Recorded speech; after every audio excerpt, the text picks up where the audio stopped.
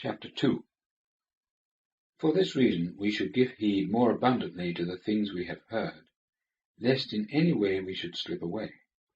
For if the word which was spoken by angels was firm, and every transgression and disobedience received just retribution, how shall we escape if we have been negligent of so great salvation, which, having had its commencement in being spoken of by the Lord, has been confirmed to us by those who have heard, God bearing, besides, witness with them to it, both by signs and wonders, and various acts of power, and distributions of the Holy Spirit, according to his will.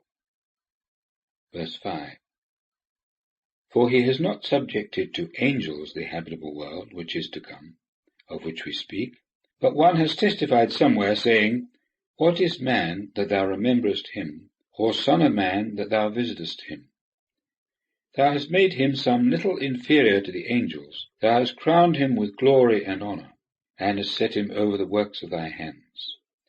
Thou hast subjected all things under his feet. For in subjecting all things to him, he has left nothing unsubject to him. But now we see not yet all things subjected to him, but we see Jesus, who was made some little inferior to angels on account of the suffering of death, crowned with glory and honour, so that by the grace of God he should taste death for everything. For it became him, for whom are all things, and by whom are all things, in bringing many sons to glory, to make perfect the leader of their salvation through sufferings. Verse 11.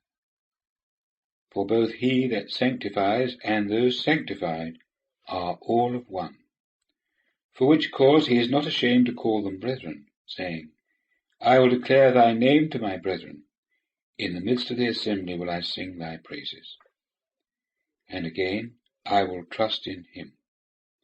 And again, behold, I and the children which God has given me.